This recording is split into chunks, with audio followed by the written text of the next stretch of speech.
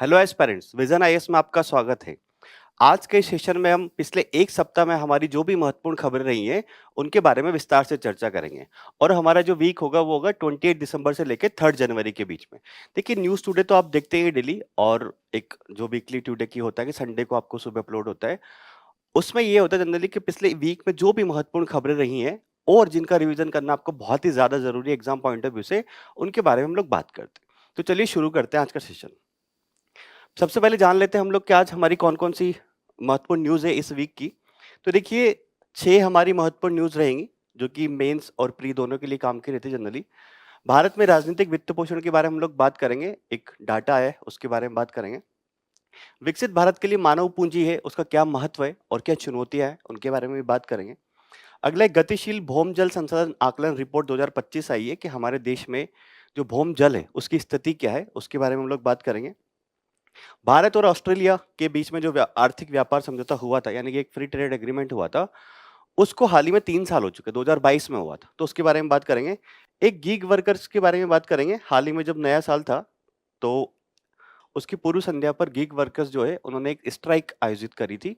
उसके बारे में बात करेंगे, गीग वर्कर क्या होते हैं और उनकी क्या-क्या सामाजिक सुरक्षा के उपाय हैं। अगला बात करेंगे क्षेत्रीय व्यापक आर्थिक भागीदारी, एक regional comprehensive economic partnership agreement हुआ था 2019 के अराउंड। तो भारत इसमें क्यों शामिल नहीं हुआ था, उस पॉइंट्स के ऊपर बात करेंगे। शहरी अपशिष्ट जल प्रबंधन, हाल ही में आपने सुना होगा कि इंदौर में एक अपशिष्ट जल को पीने की वजह से, दूषित प्रदूषित जल को पीने की वजह से बहुत सारे लोगों की मौत हो गई, और वहाँ के जो मंत्री है, एक उन्होंने थोड़ा-सा ऐसा स्टेटमेंट भी दिया जो कि जनभावना के अगेंस्ट था। तो ये न्यूज़ में थोड़ा-सा है, तो इसके बारे में हम लोग बात करेंगे कि अपशिष्ट जल प्रबंधन को लेके हमारे देश में क्या चुनौतियाँ हैं और क्या इसका समाधान होना चाहिए। अगला हम लोग कुछ शॉर्ट न्यूज़ की बात करेंगे, जैसे प्रगति प्लेटफ़ॉर्म क्या है?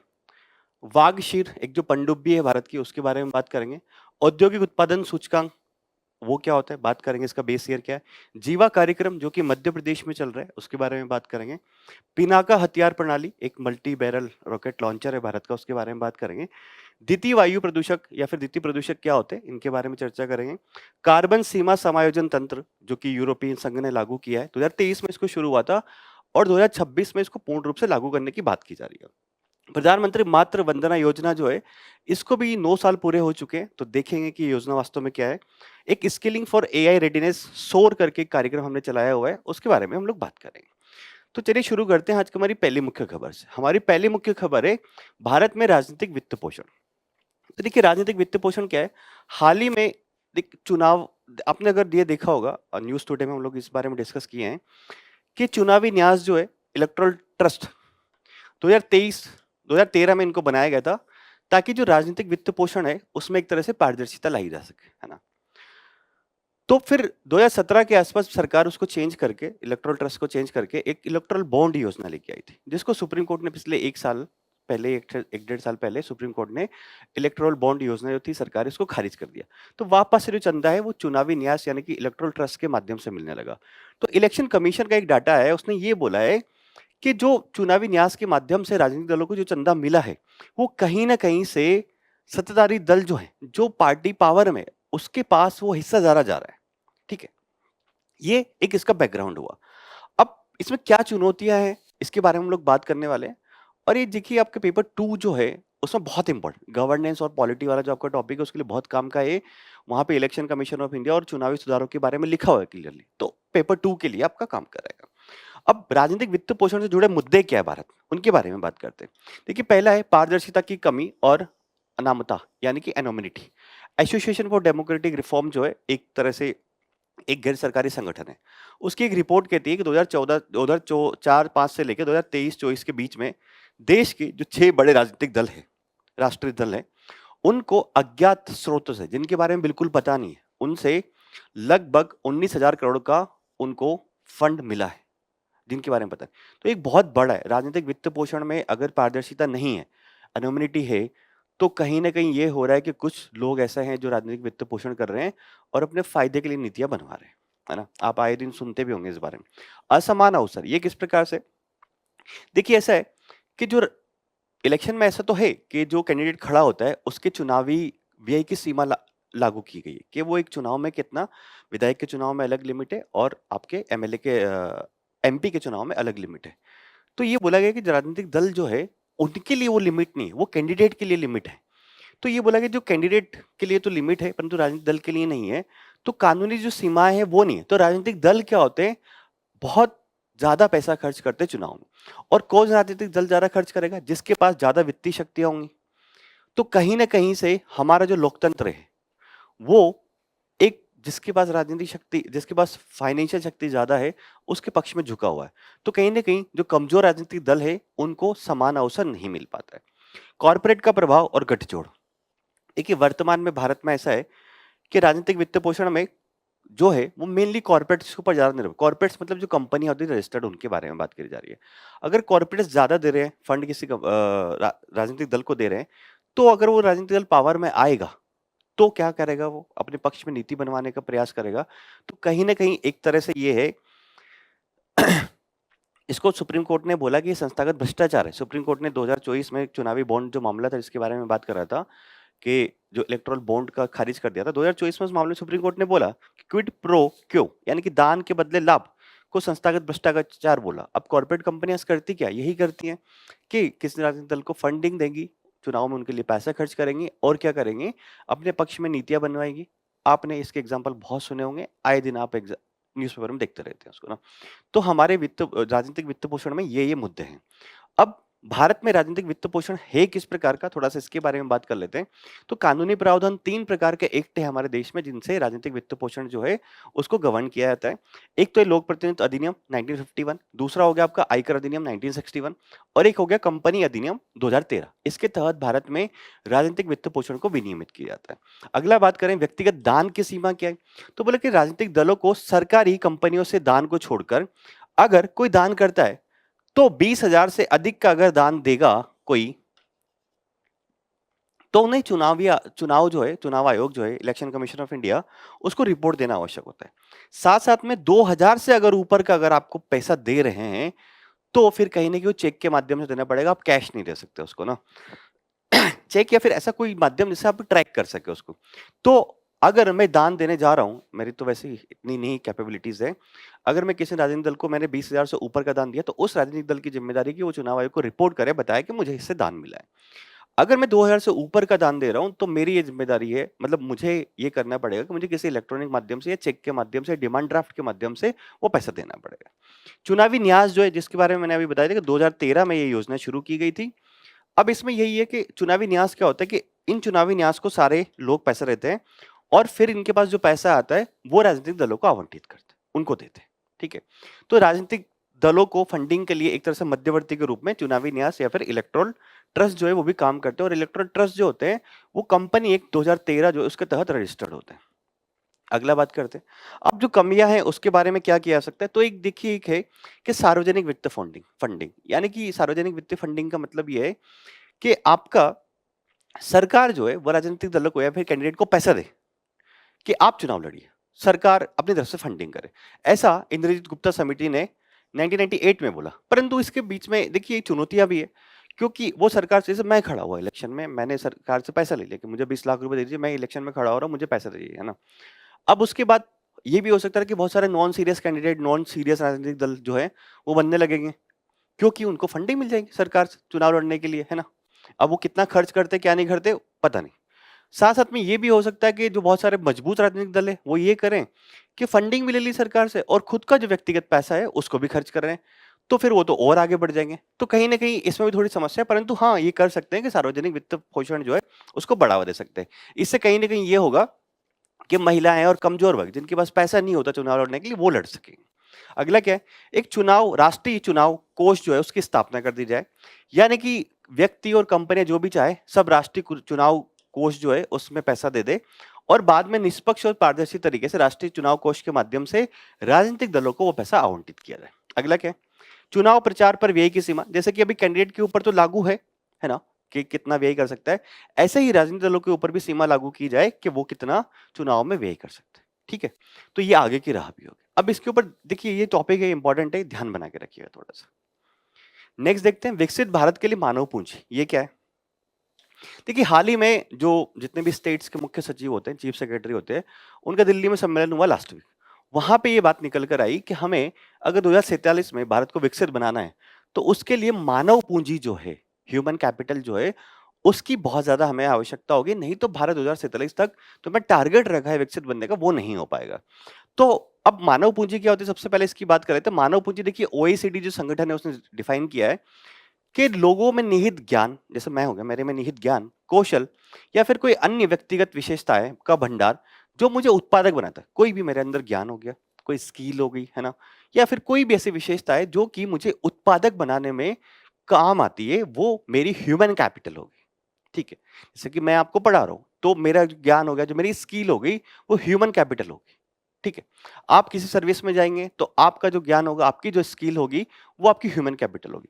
तो ये बात ये निकल गई कि 2047 तक अगर हमारे भारत को विकसित विकसित बनाना है तो मानव पूंजी पर विशेष ध्यान देने की आवश्यकता है। अब देखते हैं देश में मानव पूंजी को लेकर क्या महत्व है, क्यों हम लोग बात कर रहे हैं कि देश को विकसित बनाना है तो मानव पूंजी आवश्यक है। देखिए जनसांख्यिकी लाभांश जो है उसका अगर हमें लाभ उठाना है तो मानव पूंजी को विकसित करने के अलावा हमारे पास कोई और दूसरा उपाय नहीं है।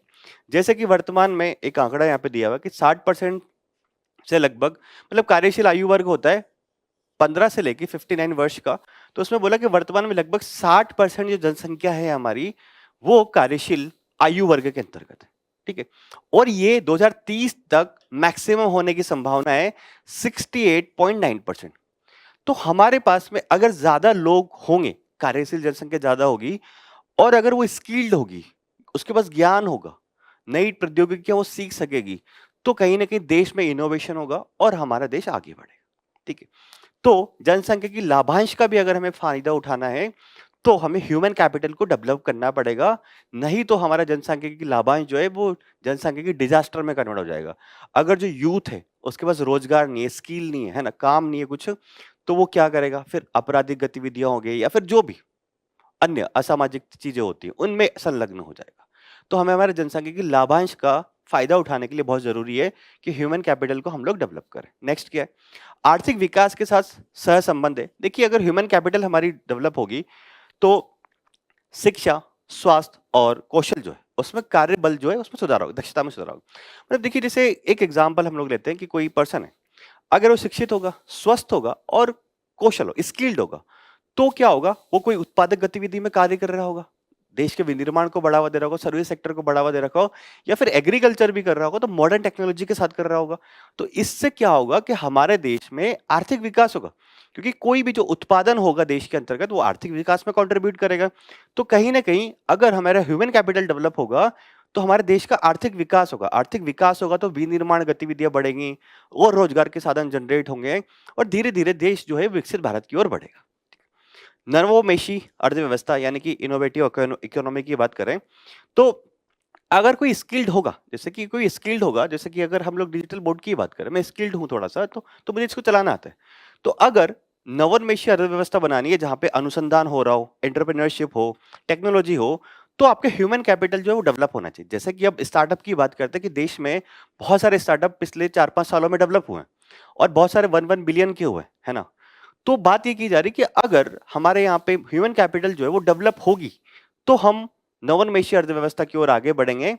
और इससे वही जैसे कि यहाँ पे बात बता रहा था कि startup, digital public infrastructure, AI, हरित ऊर्जा जैसी प्रौद्योगिकी में भारत की प्रगति, जो आपका ह्यूमन कैपिटल जितना ज्यादा स्किल्ड होगा आपकी कैपेबिलिटीज उतनी ज्यादा होगी। जैसे अंतरिक्ष क्षेत्र में हम लोग बात करें तो अभी निजी क्षेत्र की भागीदारी बहुत कम है हमारे देश में, इवन अंतरिक्ष की कंपनियां बहुत कम, परंतु पिछले कुछ सालों में अंतरिक्ष की कुछ कंपनियां स्टार्टअप के रूप में आगे आई हैं।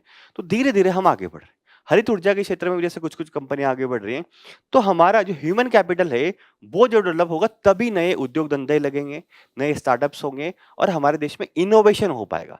इनोवेशन हो पाएगा तो बाहर की जो प्रौद्योगिकियां होती हैं, आइदर वो रक्षा की होगी, अंतरिक्ष की होगी, किसी भी क्षेत्रों की होगी, हम निर्भर नहीं रहेंगे। हमारे देश में मेक इन इंडिया को बढ़ावा मिलेगा और यहीं पे रोजगार के साधन जनरेट हो। ठीक है, परंतु हमारे यहाँ पर देश में मानव पूंजी को विकसित करने के लिए चुनौतियां क्या है?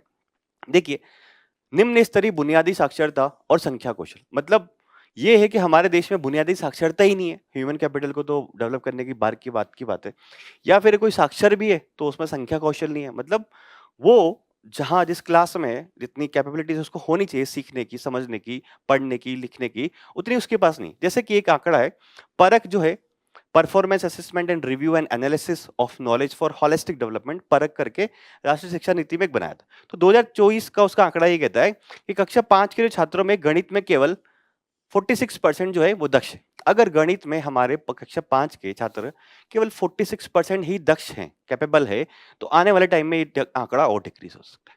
ठीक है, तो हमारे यहाँ पे बुनियादी कौशल या फिर बुनियादी संख्या कौशल या फिर शिक्षा नहीं है। अगला क्या है, स्कूल की पढ़ाई बीच में ही छोड़ देते हैं, जैसे कि ड्रॉप आउट रेट जो हमारे देश में बहुत ज्यादा है। कुछ टाइम पढ़ाई करते, 2-4 कक्षाएं पढ़ी, फिर उसके बाद छोड़ देते। लड़कियों में ये भी ज्यादा होता है। और गरीब जो लोग होते हैं, जिनके पास संसाधन नहीं होते अपने बच्चों को आगे बढ़ाने के लिए, वो जनरली ऐसा करते हैं। तो ये भी एक बड़ी समस्या है, जैसे कि माध्यमिक स्तर पर स्कूल छोड़ने की दर जो है वो 10.9%, यानी कि लगभग लगभग 11% के आसपास। अगला क्या है, स्कूली शिक्षा के कम अनुमानित वर्ष। भारत में स्कूल की में शिक्षा जो है वो कम लोग ले, मतलब स्कूल में शिक्षा का जो टाइम है वो कम बिता रहे हैं, यानी कि बीच में कहीं ना कहीं छोड़ दे रहे हैं। जैसे कि भारत में लगभग 13.3 वर्ष जो है स्कूली शिक्षा में बिताए जा रहे हैं, जबकि विकसित देशों का जो मानक है वो 18 वर्ष है। यानी कि स्कूली शिक्षा में 18 वर्ष अगर विद्यार्थी रहेगा तो कहीं ना कहीं वो आगे बढ़ पाएगा, स्किल्ड होगा आने वाले टाइम में, और उच्च शिक्षा जो होती है उसको प्राप्त कर पाएगा। तो इसके लिए सुझाव क्या दे सकते हैं हम लोग, आगे की राह क्या बता सकते हैं? देखिए, आगे की राह ये बोल सकते हैं कि सबसे पहले तो हमें बुनियादी शिक्षा जो है उसी को मजबूत करने की आवश्यकता है, क्योंकि जो बच्चे, छोटे बच्चे है ना, उनको अगर बुनियादी शिक्षा मिलेगी तो ही वो आगे जाके हमारे देश का ह्यूमन कैपिटल बन पाएगा। अगर बुनियादी शिक्षा में ही वो पीछे रह गए तो ह्यूमन कैपिटल कैसे बन पाएगा? तो सीखने की मजबूत नींव के लिए निपुण भारत अभियान जो है वो चलाया गया है।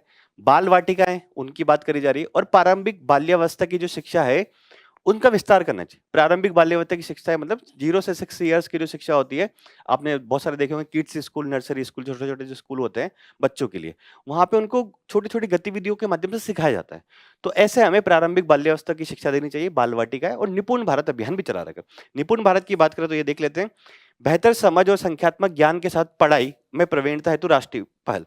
यानी कि आप जो भी पढ़ रहे हो, बेहतर समझ हो आपकी, संख्यात्मक ज्ञान, जैसे कि गणित में हमने देखा था कि 46% ही दक्ष कक्षा 5 के विद्यार्थी, के साथ साथ पढ़ाई में आपकी प्रवीण हो, इसके लिए भारत सरकार ने निपुण जो अभियान है वो चलाया।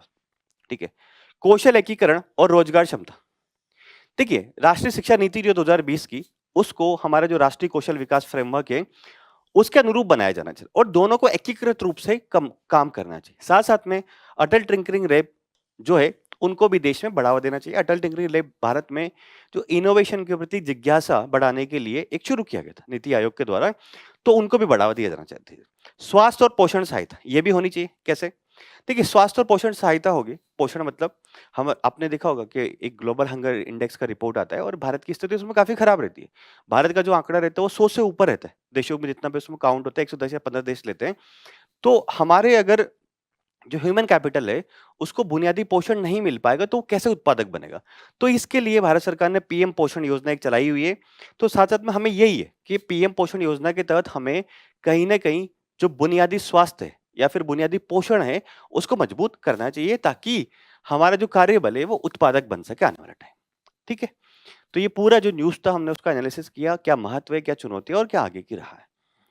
नेक्स्ट देखते हैं, गतिशील भौम जल संसाधन आकलन रिपोर्ट 2025। देखिए, हाल ही में केंद्रीय भूमिगत बोर्ड जो है उसके द्वारा इस रिपोर्ट का प्रकाशन किया गया है कि भारत में जो भूमिगत जल है उसकी वास्तव में स्थिति क्या है। तो मेनली मैं इस न्यूज को बोलूंगा कि आपके प्रीलिम्स में थोड़ा सा आंकड़ा में 2-3 आप चीजें बताऊंगा, उसको ध्यान रखिएगा। साथ साथ में इस रिपोर्ट के जो आंकड़े हैं, अगर जल से संबंधित, जल की डेफिसिट से संबंधित कोई सवाल आता है मेंस में या फिर ऐसे में कुछ आता है, तो आप इनको कोट कर सकते हैं कि केंद्रीय भूजल बोर्ड की जो हाल ही में रिपोर्ट आई है 2025 में, उसमें ऐसी ऐसी बात की गई है। देखते हैं, तो रिपोर्ट पर एक नजर डाल लेते हैं क्या है। देखिए, वार्षिक भौम जल का पुनर्भरण जो है, यानी कि जल का भौम जल जो है वो ज्यादा पुनर्भरण हो रहा है कहीं ना कहीं। हम देखिए, सरकार ने मनरेगा के तहत छोटे छोटे गड्ढे खोदे हैं, चेक डैम्स बनाए, तो कहीं ना कहीं हमारे देश में जल का जो पुनर्भरण है वो बढ़ा है। इतना आप ध्यान रखिए। बाकी आप ये जो है आंकड़ा बिल्कुल मत ध्यान रखिएगा। अब इसमें बताया गया कि कुल वार्षिक भौमजल पुनर्भरण जो है वो लगभग 448.52 बिलियन क्यूबिक मीटर था, जो कि 2025 में था ना, तो 2024 में कितना था, मतलब थोड़ा सा उससे वृद्धि हुई है। तो कहीं ना कहीं इसमें वृद्धि हुई है, आप इतना सा आंकड़ा ध्यान रखिए, प्रीलिम्स में फैक्ट आता है। अगला क्या है, भौम जल के दोहन की अगर बात करें तो ये बोला है कि भौम जल का जो संसाधनों का दोहन है वो भी हमारे देश में बढ़ा है, यानी कि भौम जल संसाधन जो है जितना हम लोग निकाल रहे हैं नीचे से, है ना, ट्यूबवेल के माध्यम से, कुओं के माध्यम से, वो भी बढ़ा है। दोहन योग्य वार्षिक भौम जल संसाधन बढ़कर 407.75 बीसीएम हो गए और 2024 में कितना था 4.6.9 बीसीएम। ठीक है, तो ये बढ़ा है, इतना ध्यान, दोनों चीजें बढ़ी है, ग्राउंड वाटर रिचार्ज भी हो रहा है और हम लोग ज्यादा भी निकाल रहे हैं, दोनों चीजें बढ़ी हैं। ये इसको छोड़ दीजिए। भौम जल दोहन का स्तर की अगर बात करें तो क्या है, देश में दोहन योग्य उपलब्ध कुल भौम जल संसाधन से लगभग 60.63 भौम जल का प्रत्येक व्यक्ति उपयोग किया जाता है, इससे सभी क्षेत्रों में उपयोग किया है। मतलब ये है कि भौम जल दोहन का स्तर क्या है, हमारे देश में जितना भी ग्राउंड वाटर है सब जगह पे, वहां पर ये बोला जा रहा है कि लगभग 60.63 भौम जल का प्रत्येक वर्ष जो है वो उपयोग कर लिया जाता है, ये बात की जाए। तो ये दो आंकड़े आपको ध्यान रखने हैं फिलहाल के लिए, मेंस और प्री दोनों के लिए, है ना।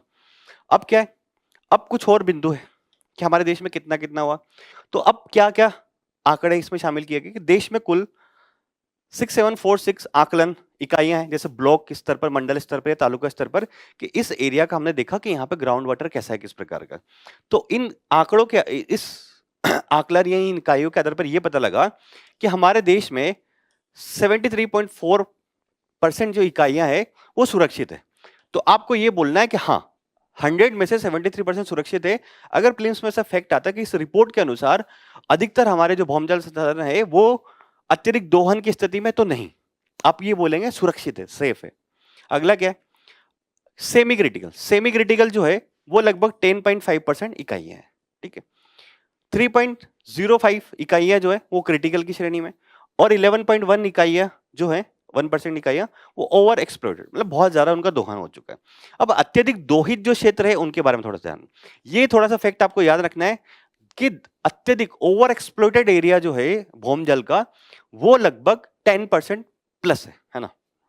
अतिरिक्त दोहित इकाइयों की बात करें कि जहां पर भौम जल संसाधनों का ज्यादा दोहन किया जा रहा है, तो उत्तर पश्चिम भारत में बात करें तो पंजाब, हरियाणा, दिल्ली, पश्चिम उत्तर प्रदेश। पंजाब, हरियाणा, पश्चिम उत्तर प्रदेश के बारे में आपको पता होगा, जब से हरित क्रांति आई है वहां पर भौम जल संसाधनों का बहुत ज्यादा दोहन हो रहा है। पश्चिमी भारत की बात करें तो राजस्थान और गुजरात में हो रहा है। दक्षिण भारत की बात करें तो कर्नाटक, तमिलनाडु, तेलंगाना और आंध्र प्रदेश में हो रहा है। और हमारे देश में 1.8% इकाइयां जो है वो वहां पे सेलाइन वाटर यानी कि लवणी जल है। अब फैक्ट क्या क्या ध्यान रखने, एक तो ये कि सबसे ज्यादा इकाइयां सेफ है, मतलब अभी उनकी स्थिति ठीक है। ओवर एक्सप्लॉइटेड जो है वो 10% से ऊपर है। लवणी कितना है 1% से प्लस, इतना आपको ध्यान रखना है ना। और ये क्षेत्र ध्यान रखना है कि ओवर एक्सप्लॉइटेड कौन कौन से क्षेत्र है। अब इसमें वो बताया गया है कि ये जो आंकड़ा निकाला गया है सुरक्षित, semi critical, critical, over exploited, इनका आधार क्या है, तो ये बोला कि ओवर एक्सप्लॉइटेड क्षेत्र हम उस एरिया को बोलेंगे जहां पर भौम जल का दोहन वार्षिक पुनर्भरण दर से अधिक है। मतलब ओवर एक्सप्लॉइटेड एरिया वो हो गए कि जहां पर जैसे कि ये कोई एरिया हो गया है ना, यहां पर जितना ग्राउंड वाटर रिचार्ज हो रहा है उससे ज्यादा जो है वो पानी निकाला जा रहा है, तो ये ओवर एक्सप्लॉइटेड हो गया है ना। तो वहां से कहीं ना कहीं वाटर टेबल क्या हो रहा होगा, नीचे जा रहा होगा धीरे धीरे करके, तो ओवर एक्सप्लॉइटेड ही होगा। सेमी क्रिटिकल क्या हो गया, जहां जितना भौम जल संसाधन है वार्षिक स्तर पर, तो उन संसाधनों का कितना दोहन किया जा रहा है, 70 से 90% अगर दोहन किया जा रहा है तो उसको सेमी क्रिटिकल बोलेंगे। क्रिटिकल किसको बोलेंगे, अगर यही आंकड़ा आपका 90 से 100% के बीच में है तो क्रिटिकल, यानी कि सबसे ज्यादा ओवर एक्सप्लॉइटेड, बिल्कुल जितना रिचार्ज हो रहा है उससे ज्यादा। क्रिटिकल 90 से 100% के बीच में, सेमी क्रिटिकल 70 से 90% के बीच में, और सेफ कितना है, जहां वार्षिक भौम जल दहन मतलब 70% से अगर कम है दोहन तो वहां पर उसको सेफ बोलेंगे। और यही इकाइयां हमारे देश में लगभग 70%, 73% के आसपास है। आंकड़ा ध्यान रखना है, देखिए आता है एग्जाम में, क्वेश्चन आएगा ऐसा आपके प्री में, कोई ना कोई ऐसा रिपोर्ट में, आपको कोई भी टेस्ट सीरीज में या फिर प्रीलिम्स में भी ऐसा आ सकता है, आपको देखने को मिल सकता है। ठीक है, ठीक है, उसमें इतना ही था, तो ये ध्यान रखिएगा मेनली आप प्री के लिए, और इसके फैक्ट जो आप यूज कर सकते हैं मेंस में अगर वाटर टेबल से रिलेटेड कोई क्वेश्चन आता है। अब भारत ऑस्ट्रेलिया आर्थिक सहयोग और व्यापार समझौता जो था उसको 3 वर्ष पूरे हो चुके हैं, वर्ष 2022 में हमने समझौता किया था। तो देखिए इसका लक्ष्य मेनली ये रखा गया था कि हम जो द्विपक्षीय व्यापार है उसको 5 वर्षों में दोगुना कर देंगे, जितना 2022 में था उसके बाद 2027 तक उसको दोगुना कर देंगे। तो इस समझौते के बारे में एक बात है कि ऑस्ट्रेलिया पिछले एक दशक में पहला विकसित देश था 2022 तक जिसके साथ भारत ने फ्री ट्रेड एग्रीमेंट किया था, है ना? इतना कोई खास नहीं है।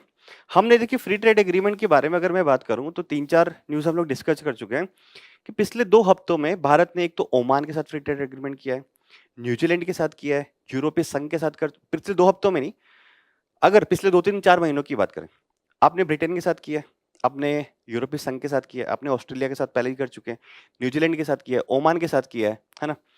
तो Bharat Australia free trade agreement की हम लोग बात कर लेते हैं कि इसकी क्या विशेषताएं थी। वैसे ये बहुत पुराना हो चुका है, इतना काम का नहीं है।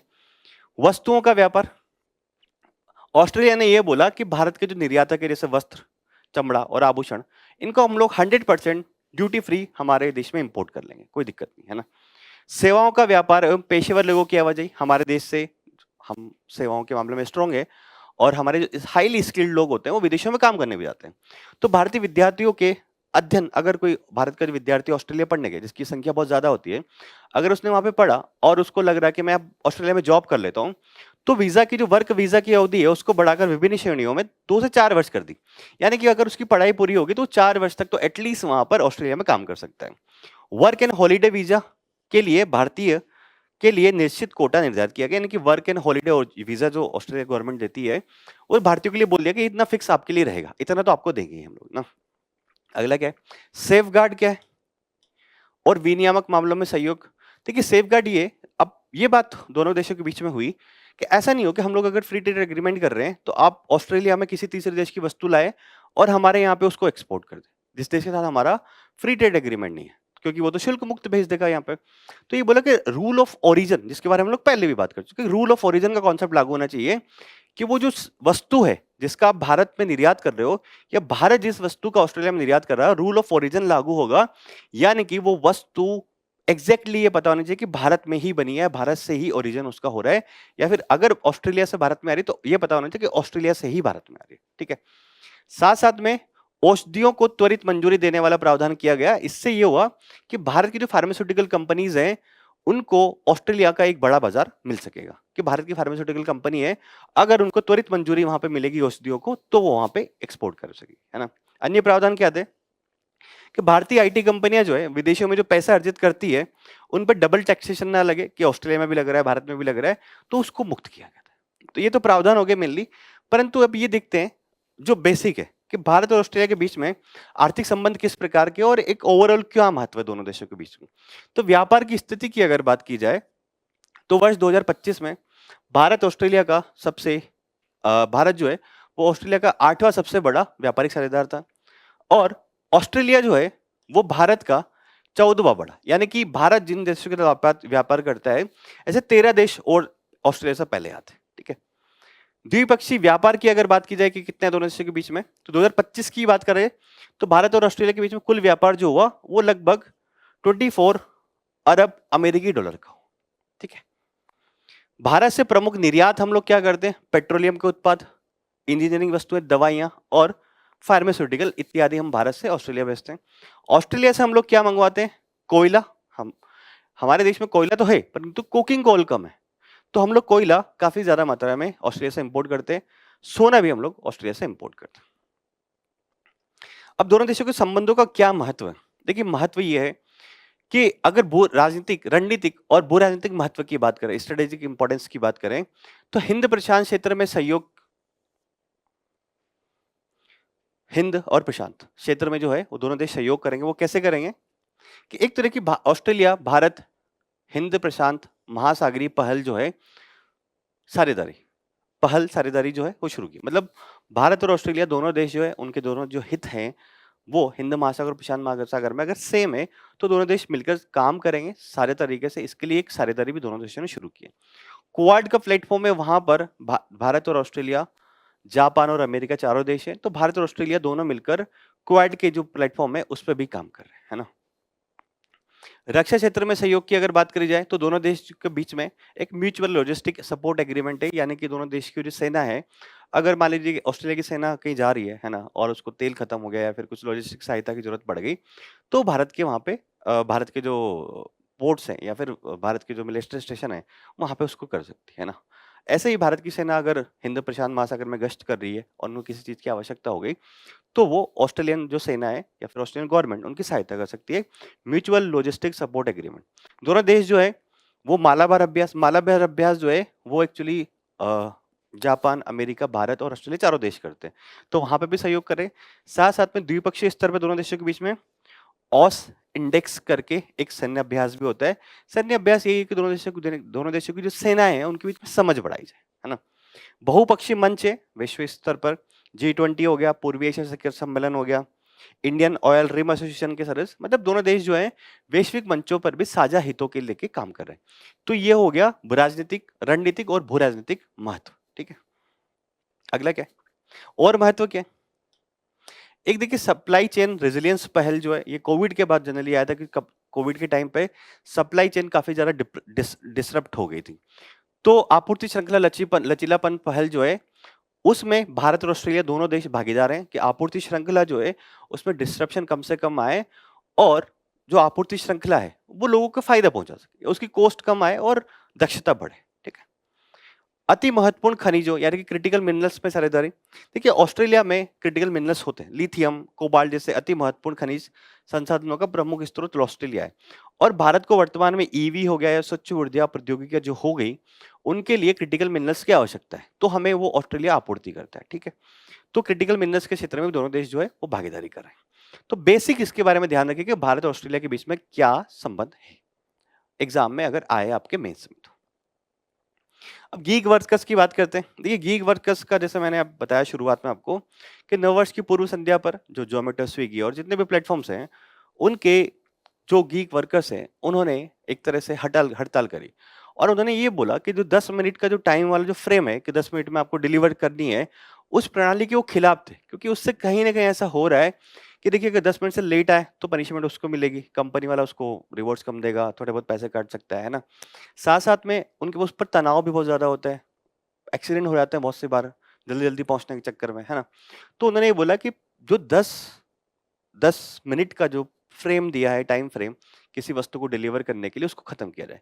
देखिए मेनली एक ये जेप्टो जो कंपनी है जो पिछले 2 साल में शायद आई, 2-2.5 साल में आई है, उसके कारण ये 10 मिनट की डिलीवरी मेनली शुरू हुई है। उससे पहले तो नहीं था 10 मिनट डिलीवरी वाला। अब कोई एक कंपनी जेप्टो अगर 10 मिनट में डिलीवर करी तो बाकी कंपनियां भी धीरे-धीरे इस रेस में आ गई, है ना। और इसका सबसे ज़्यादा जो तनाव पड़ रहा है वो जो गिग वर्कर्स है, जो प्लेटफ़ॉर्म वर्कर जो काम करते हैं। आपने देखा होगा ज़ोमैटो, स्विगी, जेप्टो वाला आपके घर पे डिलीवर करने आते हैं। तो उनके ऊपर ज़्यादा तनाव हो रहा है इसका। तो उसी के खिलाफ इन लोगों ने क्या किया था, हड़ताल करें। तो अब गिग अर्थव्यवस्था के बारे में जानते हैं भारत में क्या है, और इम्पोर्टेंट है ये सवाल ना आपके। मतलब मेनली अगर इकोनॉमी के पॉइंट ऑफ व्यू से देखा जाएगा तो काम का होता है। तो सामाजिक सुरक्षा संहिता जो है भारत की 2020 की, जो कि हाल ही में लागू हुई है, उसमें ये बोला कि गीग वर्कर या फिर व्यक्ति जो कामगार क्या होगा, जो भी पारंपरिक नियोक्ता और कर्मचारी संबंध जो होते हैं जो पारंपरिक रूप से चले आ रहे हैं, उनके बाहर अगर कोई कार्य मॉडल है तो उसको गीग वर्कर बोला जाए। इसकी 2 श्रेणी है। तो प्लेटफॉर्म से संबंधित गिग वर्कर, प्लेटफॉर्म से संबंधित वही है जोमेटो, स्विगी, जेप्टो इत्यादि वाले, है ना। सॉफ्टवेयर के माध्यम से आप कुछ ऑर्डर करते हो, एक पर्सन आपके पास लेके आता है। गैर प्लेटफॉर्म आधारित वर्कर जो कि पारंपरिक क्षेत्रों में अंशकालिक रूप से या फिर पूर्णकालिक रूप से कार्य करते हैं और उनको मजदूरी जो है वो कैजुअल तरीके से मिलती है, कभी 500 मिल गया, कभी 400 मिल गया, है ना, उस तरह से मिलती है। तो जैसे कि घरेलू नौकर हो गए आपके, है ना। या फिर आपने कभी देखा होगा, अगर आप जा रहे हैं बड़े शहर में तो सुबह सुबह लोग वहां खड़े हो जाते हैं, आपको अगर कुछ मजदूरों की जरूरत है तो आप वहां से ले सकते हैं।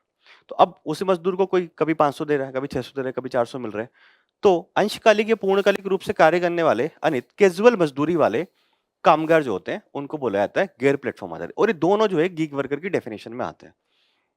अब गीग अर्थव्यवस्था के बारे में भारत में बात करें तो देखिए अगर इनकी जनसंख्या की बात करें, कितनी संख्या है, जनसंख्या तो नहीं, संख्या कितनी है, तो लगभग 1 करोड़ गीग वर्कर और प्लेटफॉर्म कामगार वर्तमान में भारत में है। और 2030 तक लगभग ये बढ़कर 2.35 करोड़ होने का अनुमान है। मतलब एक बड़ा जनसंख्या है भारत की, वो प्लेटफॉर्म श्रमिक या गीग वर्कर के रूप में काम कर रही होगी, है ना।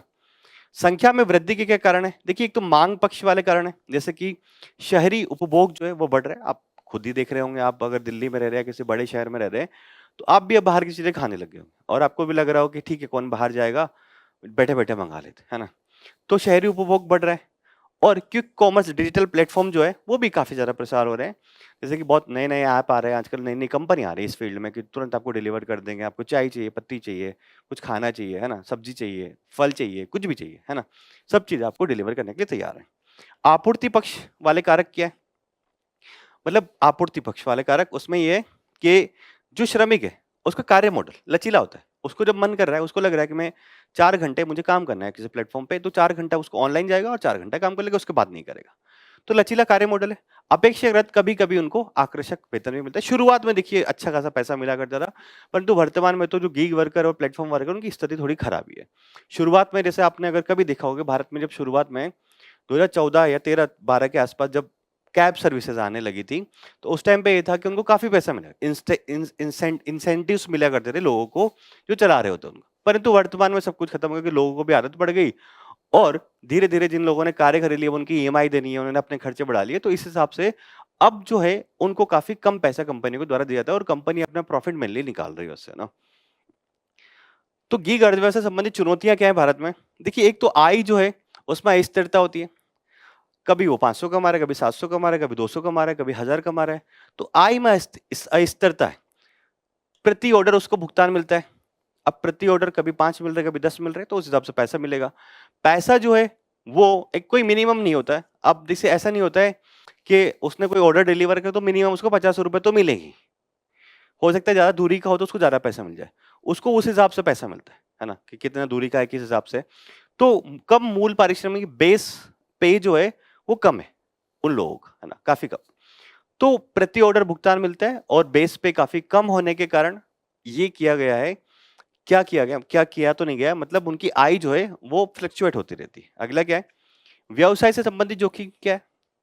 देखिए, कम समय में वस्तुओं को डिलीवर करना है। नहीं तो आप, अगर आपने खुद ही ऑर्डर किया कि 10 मिनट में किया था, 10 मिनट में तो आया नहीं, आप खुद ही गुस्सा हो जाता है ना। तो सड़क दुर्घटना हो सकती है और उनके तनाव में काफी वृद्धि होती है इस वजह से। ठीक है। सामाजिक सुरक्षा योजनाओं का उन लोगों को लाभ नहीं मिल पाता।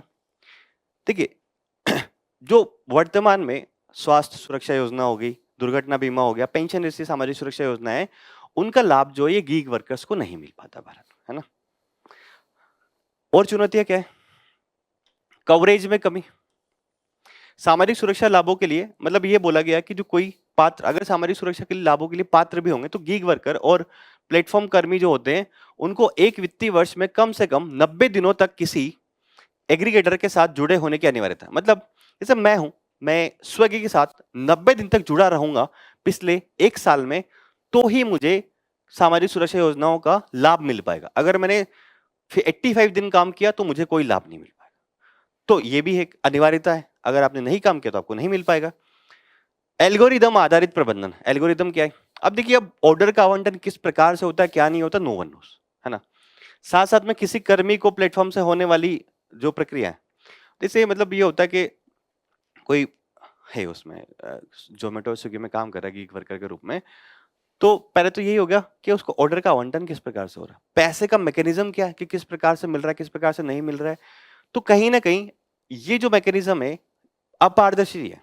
अब अपारदर्शी है, जैसे अब ये एक वर्कर है, इसको 10 ऑर्डर मिल रहे हैं, है ना, और इसको पर ऑर्डर 40 रुपए भी मिल रहा है, तो 400 रुपए मान लीजिए इसका ना, पर ऑर्डर अलग अलग हो सकते हैं। अब बी जो है उसको 5 ही ऑर्डर मिल रहे हैं और इसको पर ऑर्डर 30 रुपए मिल रहा है, तो इसका तो 150 रुपए हुआ, है ना। तो अब उनको समझ ही नहीं आ रहा कि ये किस प्रकार, क्योंकि देखिए वो ऑब्वियसली वो काम वही लोग कर रहे हैं जो थोड़े कम स्किल्ड है ना। अगर उनके पास स्किल्स होती है, रोजगार होता, और चीजें होती है, हायर एजुकेशन होती, तो वो कुछ और काम कर रहे होते। तो अगर ये एल्गोरिदम जो है वो ट्रांसपेरेंट नहीं है, तो वो सामुदायिक एक तरह से सामूहिक रूप से सौदेबाजी क्षमता कैसे लेके आएंगे?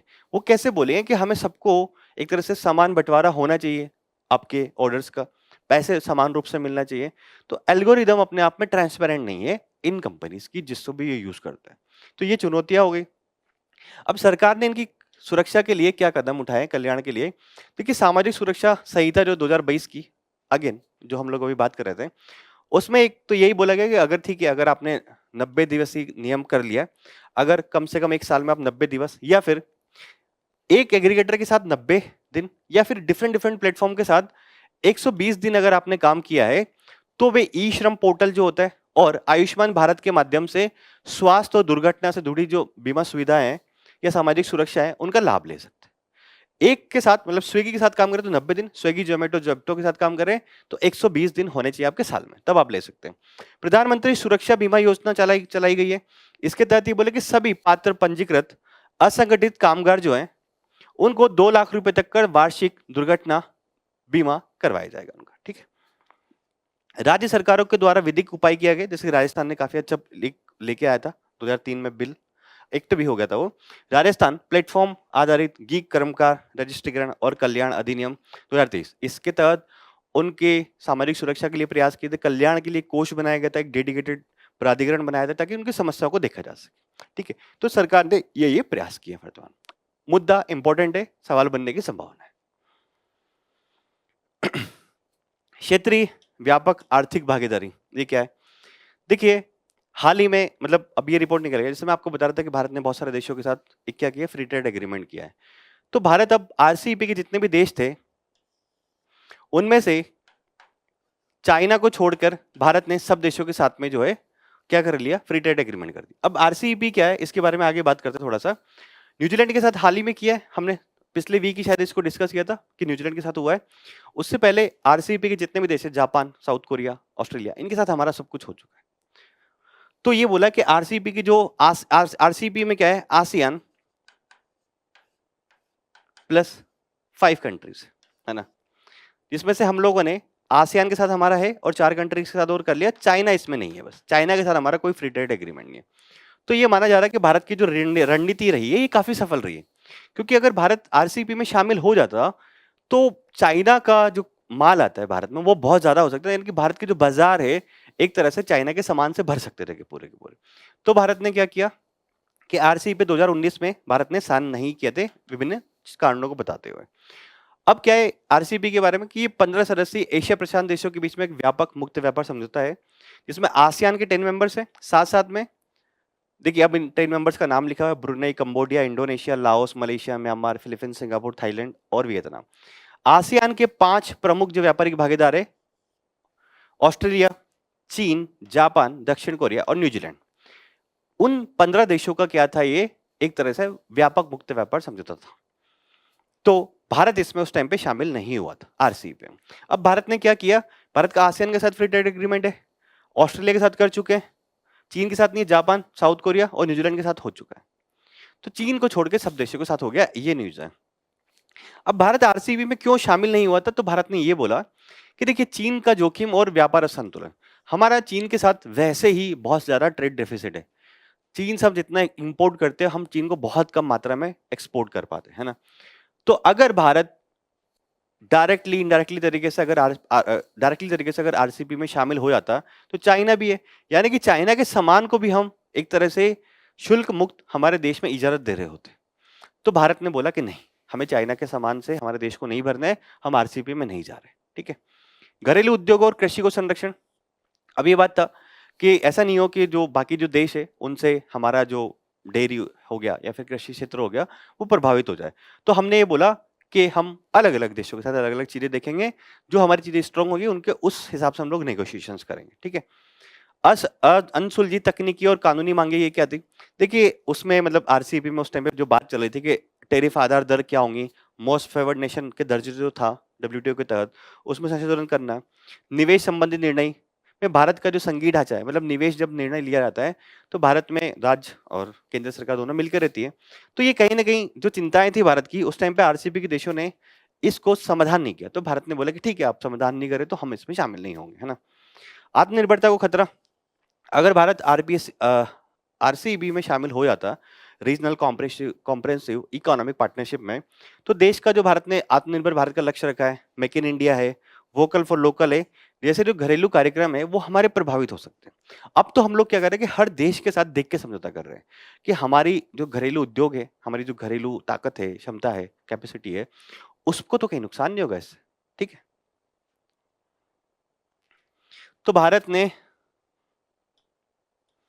आरसीईपी के लाभ कैसे सुनिश्चित किए, मतलब जो भारत अगर आरसीईपी में शामिल होता 2019 में तो भारत को कुछ लाभ मिल सकते थे, परंतु भारत ने शामिल ना होते हुए भी कैसे आरसीईपी के लाभ सुनिश्चित किए। तो आरसीईपी माइनस चाइना का फॉर्मूला हमने अपनाया कि 2025 के अंत तक भारत ने चीन को छोड़कर आरसीईपी के सभी सदस्यों के साथ एफटीए पर हस्ताक्षर कर लिए। इससे ये होगा कि चीन पर टैरिफ पर नियंत्रण तो हमने रखा ही सही कि चीन से आने वाले सामान को रोकेंगे, और आरसीईपी के जो अन्य देश है वहां तक हमारी पहुंच भी होगी। ठीक है, अच्छी अच्छी स्ट्रेटेजी है। चयनात्मक उदारीकरण और सुरक्षा उपाय। अब जब भारत द्विपक्षीय समझौते कर रहा है हर देश के साथ, जापान के साथ, दक्षिण कोरिया के साथ, न्यूजीलैंड के साथ, ऑस्ट्रेलिया के साथ, तो भारत जो है हमारे संवेदनशील जो क्षेत्र है उनको बाहर रख रहा है कि हम इसकी तो अनुमति नहीं देंगे। ठीक है, अप्रत्यक्ष प्रवेश को रोकना, मतलब अब आरसीईपी से बाहर अगर भारत है तो वही मैं आपको बोला था, ये हो कैसे सकता है, जैसे इंडिया है, चाइना है, मान लीजिए यहाँ पे कोई देश था वियतनाम मान लीजिए, अब आरसीईपी में अगर ये देश शामिल होता है तो चाइना क्या करता है, अब अगर इंडिया डायरेक्टली सामान नहीं भेजता तो वियतनाम भेजता, वियतनाम से यहाँ भेज देता। तो हमने क्या किया, अप्रत्यक्ष प्रवेश जो है एक तरह से उसको रोक दिया हमारे देश में, चीन के सामान जो आ सकते थे। ठीक है, अभी हमने हमारी कैपेसिटी के हिसाब से हर देश के साथ समझौता किया पिछले 5 सालों में। निष्कर्ष यही है। अब निष्कर्ष में देखिए, सही बात है, हमारी जो रणनीति है वो एक अच्छा रणनीति था कि हमने हमारी जो रणनीतिक स्वायत्ता है वो बरकरार रखी, और बाकी देशों के साथ जो हमने समझौते किए वो हमारे आर्थिक हित और हमारे जो संवेदनशील मुद्दे हैं उनको देखते हुए, और ये भारत की रणनीति अच्छी रही है, यही निष्कर्ष में लिखा हुआ है। ठीक है, इंपॉर्टेंट है ये चीज भी, है ना। अब शहरी अपशिष्ट जल प्रबंधन, अब जो न्यूज देख ही रहे होंगे आप लोग, मध्य प्रदेश में ऐसा हुआ कि अनुपचारित जल जो होता है उद्योगों का या फिर सीवेज का, वो हो गया एक पानी पीने की जो फैसिलिटीज थी वहां पर एक तरह से उसको डाल दिया गया, है ना, अनुपचारित जल। और जो वहां आसपास के जो लोग रहते थे उसने उसको पानी को पिया, और बहुत सारे लोगों में एक तरह से उनको उस टाइम पे कुछ बीमारी हो गई, और बहुत सारे लोग जो है मौत भी हो गई। लगभग लगभग 10-15 लोगों का आंकड़ा आ रहा है, और बहुत सारे लोगों का भी इलाज भी चल रहा है, और बहुत सारे लोग गंभीर स्थिति में भी है। अब ये बात निकल के रही, मध्य प्रदेश के एक मंत्री थे, उनसे पूछा कि आप बताइए आपका क्या है, तो उन्होंने कुछ ऐसे असंवेदनशील बातें करी, तो उसको लेकर ये और बड़ा एक मामला बन गया और मुद्दा ये काफी हाईलाइट हो गया। तो हम इसमें यही देखते हैं कि अपशिष्ट जल जो प्रबंधन है वो कैसे किया जाए देश में, और इसमें क्या कमियां हैं। ठीक है, यहाँ कुछ लिखा है, पेयजल में सीवेज अपशिष्ट जल का मिलना भारत में शहरी अपशिष्ट जल प्रबंधन से जुड़ी चिंताओं है और इससे संभावित स्वास्थ्य संकट को उजागर करेगा। ठीक है, देखते हैं आगे ना। तो वर्तमान स्थिति क्या है भारत में अपशिष्ट जल प्रबंधन को लेकर, तो देखिए नीति आयोग ये बोलता है कि 2020-21 का आंकड़ों के अनुसार शहरी क्षेत्रों में अनुमानित अपशिष्ट जल सृजन, मतलब कितना जल सृजन होता है शहरी क्षेत्रों में, लगभग 72,368 मिलियन लीटर प्रतिदिन होता है अपशिष्ट जल का सृजन शहरी क्षेत्रों में। अब इसमें से 72% जो हिस्सा है वो तो उपचारित ही नहीं होता, बिना ही उपचारित किया बिना ही नदियों, झीलों और भूजल में छोड़ दिया जाता है। तो काफी बड़ा आंकड़ा है ये, है ना। ये 2020-21 का आंकड़ा हो सकता है वर्तमान जो आंकड़े लेटेस्ट 2024-25 वाले और ज्यादा हो, है ना, 1 लाख तक ये आंकड़ा हो सकता है पहुंच गया आपका ना। संभावित स्वास्थ्य प्रभाव क्या होता है, देखिए अगर आप ऐसा बिना उपचारित वाला जल पिएंगे, आपको भी समझ सकते हैं कि आपको कितनी बीमारियां हो जाएगी। आपको हैजा, डायरिया, पेचिस, हेपेटाइटिस ए, टाइफाइड, पोलियो इत्यादि बीमारियां आपको हो सकती है ना। उपचार प्रणालियां क्या है, आप कैसे कैसे इसका उपचार कर सकते हैं। ऑन साइट, देखिए ऑन साइट का मतलब यही है कि जहां से अपशिष्ट जल निकल रहा है वहीं उसका उपचार कर लिया जाए ऑन साइट तुरंत, है ना। अगर ऑफ साइट कर रहे हैं आप, इसका मतलब सीवरेज नेटवर्क के माध्यम से अपशिष्ट जल को सीवेज ट्रीटमेंट प्लांट, मतलब उसके तो भर के या किसी पाइप के माध्यम से सीवेज ट्रीटमेंट प्लांट है वहां ले जाया जाए और फिर वहां उसको उपचारित किया जाए। ये 2 तरीके हैं, परंतु ये हमारे देश में ये जो आंकड़ा है ये काफी बड़ा है और स्थिति काफी खराब है। 72% हिस्सा जो है वो अनुपचारित है, और यही अभी इंदौर में हुआ है ना। अब भारत में चुनौतियां क्या है इसको लेकर, है ना। तो देखिए संस्थागत चुनौती है, सरकारी विभाग जो है उनमें कोई कोऑर्डिनेशन नहीं होता, जल विभाग अलग काम कर रहा है ना, और डिफरेंट विभाग जो अलग अलग काम कर रहे होते हैं ना, समन्वय नहीं होता। अब इससे क्या होता है, प्रयासों में एक तो दोहराव होता है और कोऑर्डिनेशन नहीं होगा तो पता भी नहीं लगेगा कि चीजें वास्तव में चल क्या रही है ना। अपशिष्ट जल प्रबंधन के लिए मुख्य रूप से जिम्मेदार स्थानीय निकाय जो होते हैं। देखिए अब अपशिष्ट जल जो प्रबंधन है उनके लिए एक तरह से ये जो 74 कॉन्स्टिट्यूशन अमेंडमेंट हुआ था उसके माध्यम से ये जो दिया गया वो स्थानीय निकायों को दिया, अर्बन लोकल बॉडीज को दिया गया ये विषय ना। परंतु जो अर्बन लोकल बॉडीज होती हैं उनके पास पैसा भी नहीं है, ह्यूमन रिसोर्सेज नहीं है, टेक्नोलॉजीज नहीं है, तो ये लोग कहाँ से उसको कर पाएंगे, है ना, प्रबंधन। पुराना अवसंरचना, अब अपशिष्ट जल का जो है वो जो अवसंरचना है काफी पुरानी है, समय पर रखरखाव नहीं होता और सुधार की कमी है, और नए उपचार संयंत्र जो है उसको लगाने में जमीन जो है उसकी सीमित उपलब्धता है, और अगर जमीन मिल भी रही है तो देखिए बहुत सारी लाल फीताशाही होती है, नहीं हो पाता है। तो एक आर्थिक चुनौती क्या है? अब जो ये शहरी जल निकाय है, उनके पास देखिए पैसा कम होता है, तो पहली बात ये होगी। अब गैर जल राजस्व यानी कि जल की बर्बादी और चोरी, बहुत सी बार ऐसा होता है कि जल की चोरी हो रही होती है ना? जल का जो शुल्क होता है, वो ये भी माना जाता है कि अवास्तविक होता है, काफी कम होता है ना? और वसूली नहीं हो पाती है, भरपाई नहीं हो पाती है। अगर जैसे आप दिल्ली में रह रहे हैं, तो दिल्ली जल बोर्ड जो है, उनकी आर्थिक स्थिति अगर आप उनका आंकड़ा उठा के देखो तो खराब ही होगी, क्योंकि लोग एक तो पैसा नहीं पे करते, बिल नहीं पे करते, और कहीं लीकेज हो गया मान लिए, है ना, कोई पाइप फट गया, तो बहुत सारे जो मात्रा में जल है वो ऐसे बह रहा है। तो इसकी वजह से क्या हो गया, आर्थिक चुनौतियां उनके पास आती है। तकनीकी चुनौती क्या है कि नवीन, किफायती और कुशल तकनीकों का अभाव है। नई तकनीक जो होती है, जो लीकेज का पता लगा सके, स्मार्ट मीटरिंग जो हो सकती है ना, उन सब का कहीं ना कहीं से अभाव है, जो शहरी जल निकाय है या फिर जो जल विभाग जो भी होता है ना। अब सीवेज प्रणालियां जनरली जो होती है, सीवेज प्रणालियां कहाँ से निकल रही है और वाटर की प्रणाली कहाँ से निकल रही है, उसकी एक मैपिंग होती है ना? ये ऐसा होता है, पूरा का पूरा शहर के नीचे ये संरचना होती है और मैपिंग होती है। तो मैपिंग जो है वो, अगर टेक्नोलॉजी बेहतर नहीं होगी तो मैपिंग भी नहीं हो पाएगी ठीक तरह से, तो पता नहीं लग पाता कि कहाँ वास्तव में कौन सी संरचना है।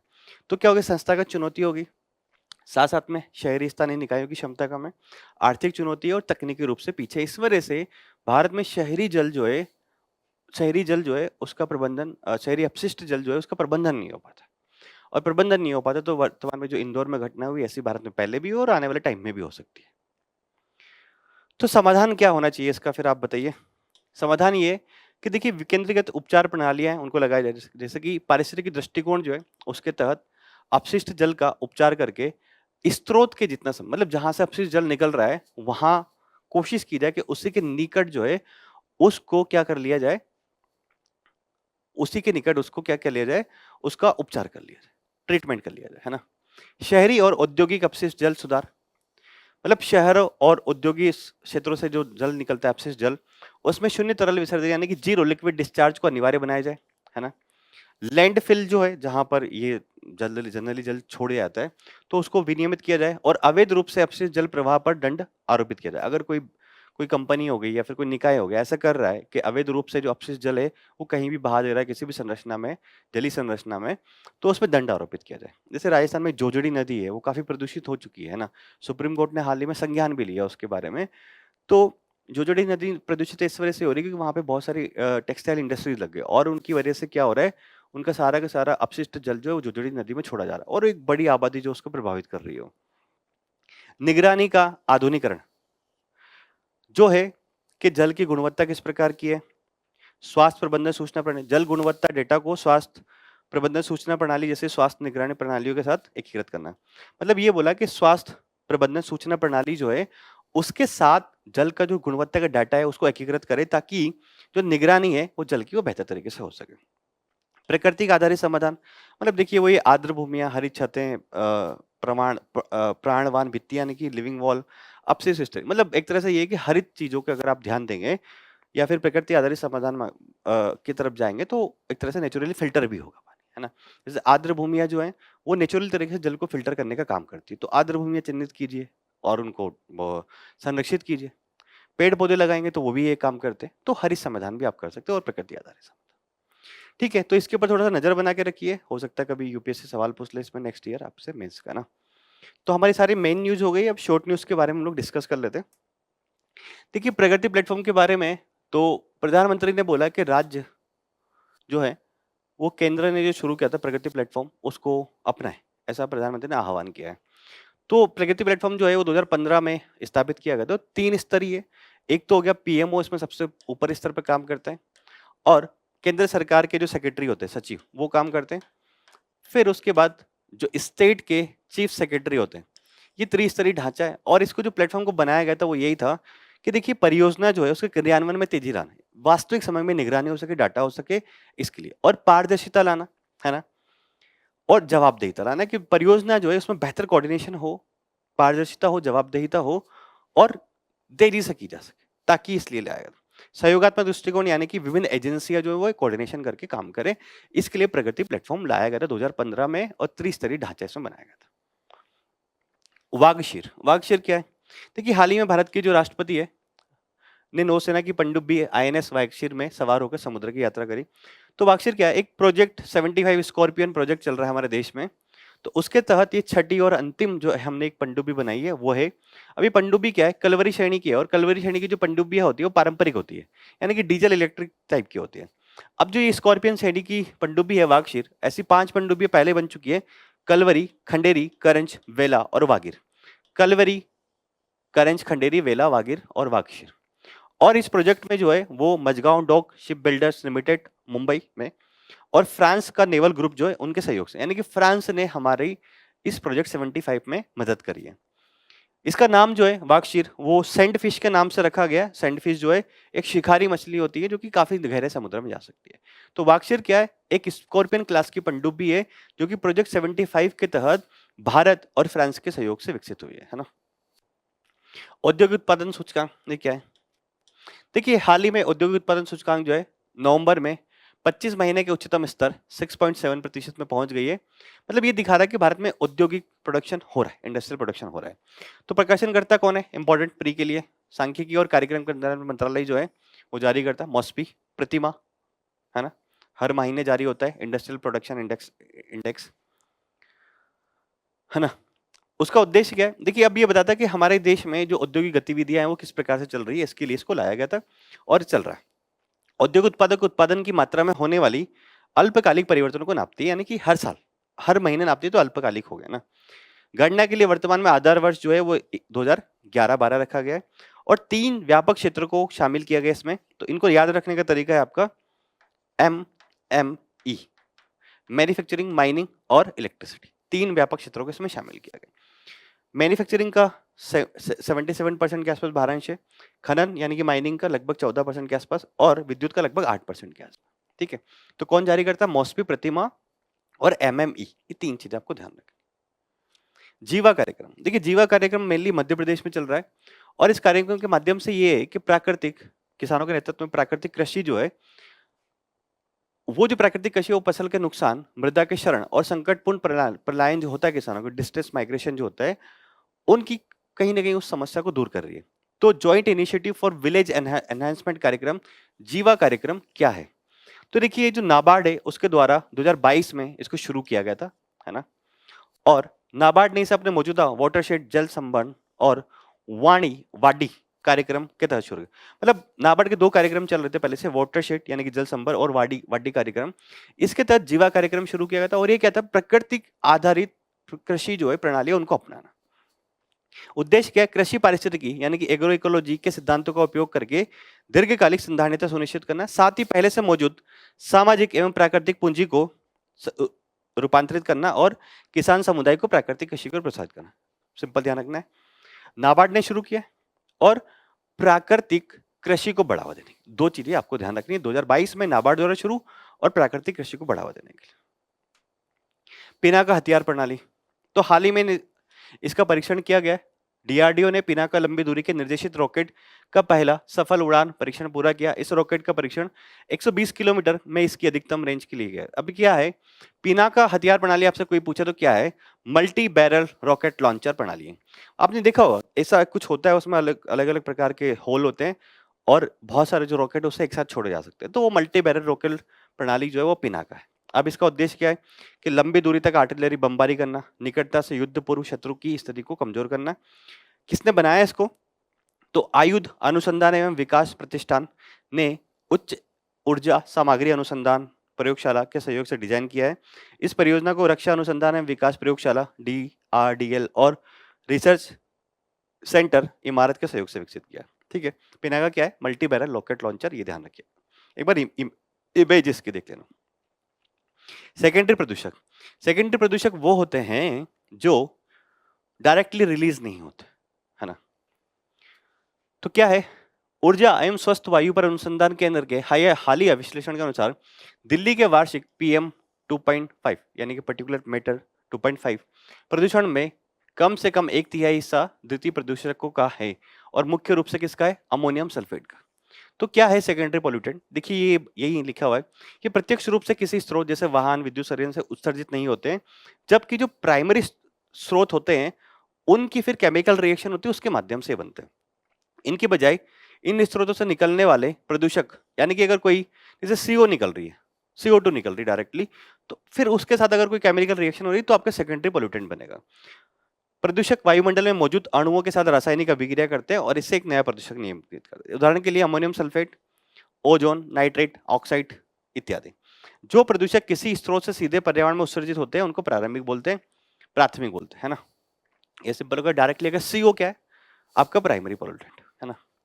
अमोनियम सल्फेट जो इसमें बोला गया, अब इसका निर्माण कैसे होता है, तो सल्फर डाइऑक्साइड जो होती है SO2 जो कि डायरेक्टली निकलती है, तो ये गैस वायुमंडल में ऑक्सीकृत होकर सल्फेट बनाती है। सल्फर डाइऑक्साइड गैस जो है डायरेक्टली निकलती है, तो ये क्या करती है, वायुमंडल में ऑक्सीकृत होकर सल्फेट बनाती है और इसके बाद सल्फेट वायुमंडल में मौजूद अमोनिया जो होता है उसके साथ अभिक्रिया करती है और इस अभिक्रिया के साथ फिर अमोनियम सल्फेट यानी कि SO2 क्या करेगी, ऑक्सीकृत होकर सल्फेट बनाएगी और सल्फेट बनाकर फिर क्या करेगी, अगर ये अमोनिया के साथ NH3 के साथ रिएक्शन कर रहा है तो फिर आपका अमोनियम सल्फेट बन रहा है। ठीक है, तो सेकेंडरी पोल्यूटेंट क्या होता है इसके बारे में ध्यान। नेक्स्ट है आपका कार्बन सीमा समायोजन तंत्र। ये क्या है, देखिए 1 जनवरी 2026 से विश्व का पहला कार्बन कर लागू किया गया। इसके तहत कार्बन गहन उत्पादों के आयात पर कार्बन से संबंधित शुल्क लगाया जाएगा। मतलब ये देखिए यूरोपियन यूनियन ने शुरू किया है, उसने ये बोला कि अगर किसी देश में वहां से कुछ उत्पाद जो है जिनको प्रोडक्शन में बहुत ज्यादा मात्रा में कार्बन डाइऑक्साइड या फिर कार्बन रिलीज हुई है, तो हम उस देश को अगर यूरोपीय संघ में आयात करते हैं तो हम उस पर कार्बन शुल्क लगाएं, है ना। ये है। तो कार्बन सीमा समायोजन तंत्र क्या है, EU को एक नीति है, इसके तहत ये बोला कम कम सख्त जलवायु नीतियों वाले देश, मतलब ऐसे देश जहां पे जलवायु नीतियों का पालन नहीं किया था, वो अंधाधुंध तरीके से आपका कार्बन उत्सर्जन कर रहे हैं, कि उत्पादों पर आयात पर कार्बन कर लगाया जाएगा। उदाहरण के लिए इस्पात, अगर इस्पात किसी देश ने बनाया जहां पर बहुत ज्यादा मात्रा में अगर कार्बन का रिलीज हुआ तो उससे क्या होगा, EU जो है उस पर एक कार्बन कर लगा देगा। 2003 में संक्रमणकाली चरण में इसमें मतलब 2023 में इसको लागू किया गया था शुरुआत में, और बोला कि 2026 तक पूर्ण रूप से इसको लागू कर दें। 2023 में इसका शुरुआत हो गया था। उद्देश्य क्या है, कंपनियों को कमजोर जलवायु नियमों वाले देशों में उत्पादन स्थानांतरित करने से रोककर कार्बन लीकेज करूंगी। देखिए इसका सिंपल लैंग्वेज में बताता हूँ होता क्या है। जैसे कि देश A है, देश B है। A देश जो है वो जलवायु नीतियों का बढ़िया से पालन कर रहा है, अगर कोई प्रोडक्शन कर रहा है तो कार्बन का उत्सर्जन कम से कम कर रहा है, यानी कि यहाँ पर कुछ ना कुछ ज्यादा सख्त रेगुलेशन है कार्बन को। बी देश जो है यहाँ पर कार्बन को लेकर कम रेगुलेशन है, ये देश जो है ध्यान नहीं रखता पर्यावरण का और यहाँ पर कार्बन का उत्सर्जन आराम से हो रहा है, कोई रेगुलेशन खास नहीं है। तो क्या करेंगी कंपनी यहाँ से, अब कंपनियों को अगर कार्बन उत्सर्जन कम करना है तो कहीं ना कहीं हो सकता है उनको टेक्नोलॉजिकल एडवांसमेंट करना पड़े, कुछ सख्त नियमों का पालन करना पड़े। तो कंपनियां क्या करेगी, ए देश से बी देश अपनी प्रोडक्शन यूनिट को हस्तांतरित कर देगी और फिर निर्यात करेगी। तो ये बोला गया कि ये कार्बन लीकेज है। अब ये देश अगर अच्छा काम कर रहा है तो इसको रिवॉर्ड मिलना चाहिए ना। बी अगर अच्छा काम नहीं कर रहा है कार्बन के क्षेत्र में तो उसको नहीं मिलना चाहिए। तो कार्बन लीकेज को रोकना है, तो अब इस कंपनी को क्या लगेगा, यार मैं अगर यहाँ भी प्रोडक्शन यूनिट लगाता हूँ तो अगर यहाँ से मुझे EU में वापस से यूरोपियन यूनियन में अगर निर्यात करना है तो वहां तो मुझे कार्बन टैक्स लग ही जाएगा, तो इससे अच्छा तो फिर यहीं कर लेता हूँ, क्यों वहां जाके कार्बन टैक्स दूंगा। तो ये कार्बन लीकेज है, पढ़ लीजिए, है ना। कार्बन लीकेज का अर्थ है जब ग्रीन हाउस गैसें उत्सर्जित करने वाले उद्योगों को कठोर पर्यावरण मानकों वाले देशों, इस मामले में EU से हटाकर उन देशों में हस्तांतरित कर दिया जाता है जहां पर्यावरणीय मानक कमजोर होते हैं। ऐसा मुख्यतः सख्त मानकों के पालन से बचने के लिए किया जाता है। तो ये कि कार्बन लीकेज को रोकने के लिए EU ने ऐसा किया, है ना। शामिल क्षेत्र क्या है, सीमेंट, एल्यूमिनियम, उर्वरक, लोहा, इस्पात, हाइड्रोजन एवं विद्युत इत्यादि। भारत पे प्रभाव पड़ सकता है क्योंकि भारत इस्पात, एल्यूमिनियम, सीमेंट जो है वो EU को निर्यात करता है, तो भारत के निर्यात पर प्रभाव पड़ सकता है और भारत इसका विरोध भी कर रहा था, है ना। प्रधानमंत्री मातृ वंदना योजना, इसको 9 साल पूरे हो चुके हैं। तो क्या थी योजना, देख लेते हैं। देखिए 2017 में इसको शुरू किया गया था और गर्भवती महिलाएं और लैक्टेटिंग मर्दन जो होती है, स्तनपान कराने वाली महिलाओं को एक शर्त नगद हस्तांतरण की बात की गई थी कि अगर आप कुछ टर्म्स एंड कंडीशन फुलफिल करते हो, जैसे संस्थागत प्रसव कराते हो और इस टाइम पे चेकअप कराते हो, टीके लगवाते हो, तो आपको एक तरह से सशर्त नगद राशि दी जाएगी। वर्तमान में जो ये प्रधानमंत्री मातृ वंदना योजना है, 2022 में मिशन शक्ति शुरू किया गया था, उसके तहत इसको शामिल कर लिया गया। परंतु वर्तमान में बेनिफिट तो मिल ही रहा है जो मिल रहा है ना। तो इसका मंत्रालय कौन सा है? केंद्रीय महिला एवं बाल विकास मंत्रालय है। केंद्र प्रायोजित योजना है, यानी कि सेंटर और स्टेट दोनों इसमें कोऑर्डिनेट करते हैं, दोनों पैसे देते हैं ना। लाभार्थी क्या है? ठीक है, अनौपचारिक क्षेत्र में जिसको कोई ऐसी सामाजिक सुरक्षा योजना का लाभ नहीं होता है, और असंगठित क्षेत्र में कार्य करने वाली कम से कम 19 वर्ष की आयु की जो गर्भवती महिला हो गई या फिर स्तनपान कराने वाली महिलाएं जो है वो इसकी लाभार्थी। कौन?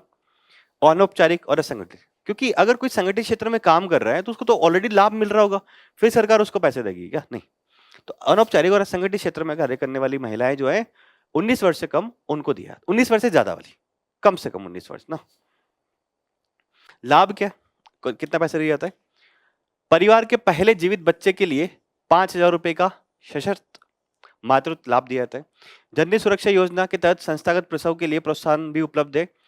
इस हिसाब से एक महिला को औसतन 6,000 रुपए, मतलब 5,000 रुपए तो प्रधानमंत्री मातृ वंदना योजना के तहत मिलेंगे और 1,000 रुपए जननी सुरक्षा योजना के लिए तहत मिलेंगे अगर हमें संस्थागत प्रसव यानी कि हॉस्पिटल में जाके प्रसव करवाया था।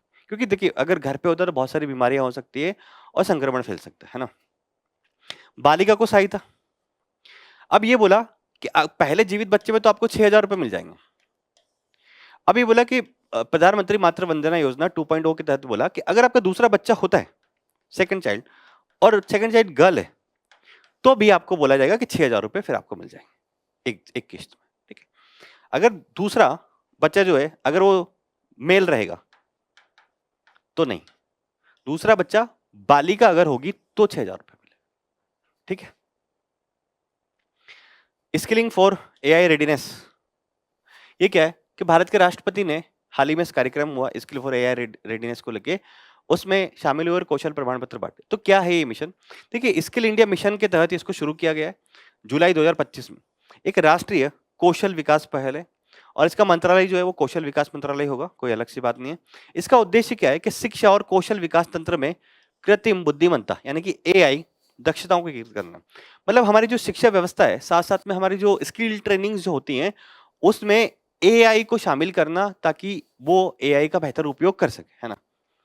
लक्ष्य समूह क्या है? कक्षा 6 से 12 तक के स्कूली छात्र हो गए और सरकारी व निजी संस्थाओं के जो शिक्षक हो गए, यानी कि छात्र प्लस शिक्षक इसके दोनों क्या होंगे? लाभार्थी। क्या करना है? स्कूली शिक्षा प्रणाली और कौशल विकास का जो तंत्र है उसमें एआई को शामिल करना। ठीक है, ओके तो हमने इस वीक के हमारे जितने भी महत्वपूर्ण था सारा के सारा मेन न्यूज और शॉर्ट न्यूज सारी डिस्कस कर लिए। उम्मीद है ये सेशन आपकी आने वाली तैयारी के लिए लाभदायक होगा और ऐसे ही अन्य और सेशन देखने के लिए जुड़े रहिए विजन है इसके साथ। Thank you so much and all the best.